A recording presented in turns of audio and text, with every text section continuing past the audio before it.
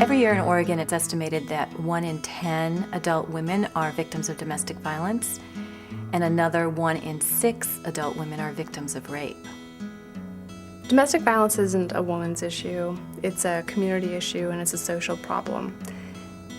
People oftentimes don't think that they know anybody who's affected by domestic violence. If you begin to really talk to people, they begin to realize that in fact they do know somebody who they care about who is affected by domestic violence.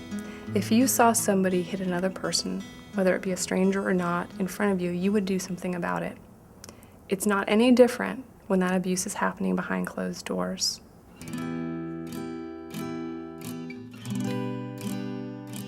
Once we got home, I put my son to bed, and my ex started telling me that if I didn't tell him where the keys were, he'd beat the crap out of me. And at that point, he started punching me in the temple. He continued beating me. He pushed me to the ground. I was able to run to the bedroom to pick up my son, at which time I went into the bathroom and I looked at my face and it was just swollen. And as I came out of the bathroom, there was a police pulling up. And I walked outside with my son in my arms, and the cop looked at me and said, "Did he hit you?" When I got home from the horse races, he just started throwing me around the house and just went ballistic. It was really, really scary, really scary. And it happened in front of my son, and every 6 months to a year, he would just, I don't know, aggressions would build up and he would go off, and I always thought, oh, it's gonna be better, it's gonna be better. But I was married for 15 years and it never ever did get better, it just got worse. And it just kept getting more violent. I just told him at that point, I said, if you ever hit me again, I'm leaving. You know, you don't hurt the people you love, and you especially don't make them bleed.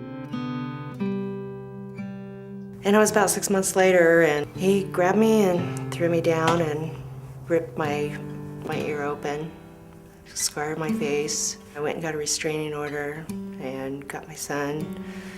I moved to Prineville and started my life over again, and haven't talked to him since.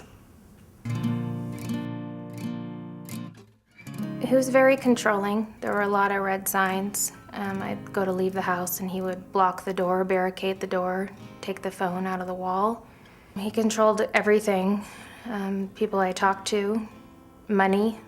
I stayed home 23 hours a day.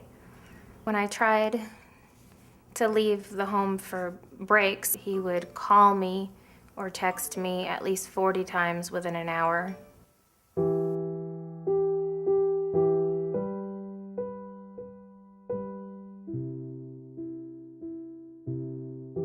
They gave me Saving Grace's card, and they said this is a great women's shelter, and I wasn't actually planning on going there because I was planning on going home, but I ended up here, and it was the best thing ever. The women are absolutely amazing. Women come to me typically either on the hotline or in person. So I sit and I say, well, let's just start with some of the story, what's been going on for you in your relationship. I either help them access resources. If they're wanting to leave domestic violence, I help them leave safely. If they need to come into shelter, I help arrange that. It's hard to kill love, it's hard to kill hope, it's hard to decide that this person you have loved and trusted, who's telling you they love you and that they will change and they didn't mean to hurt you, it's hard to come to the conclusion sometimes that that's not true.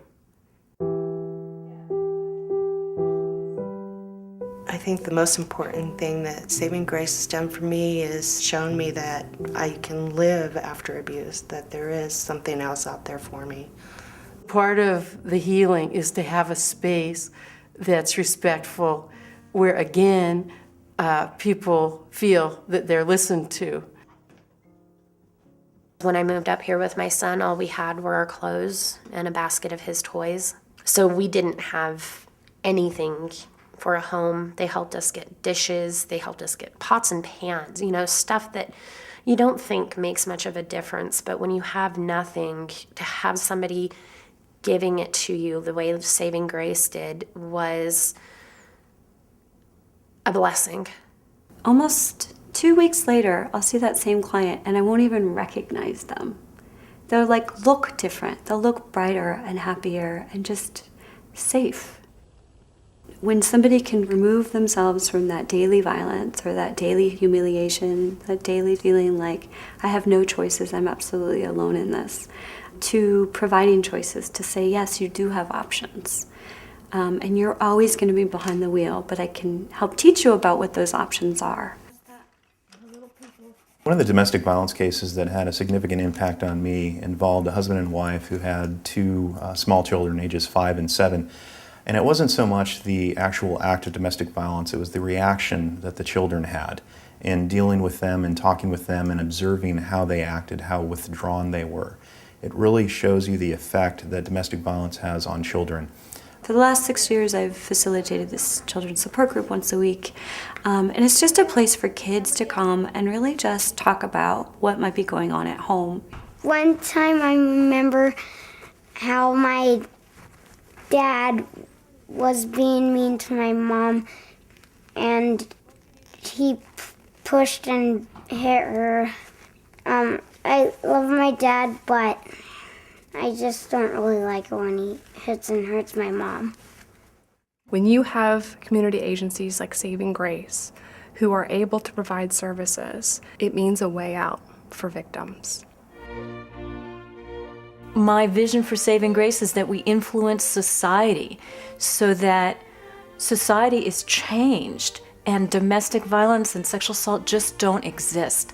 That people stop themselves before they raise their hand, before they raise their voice.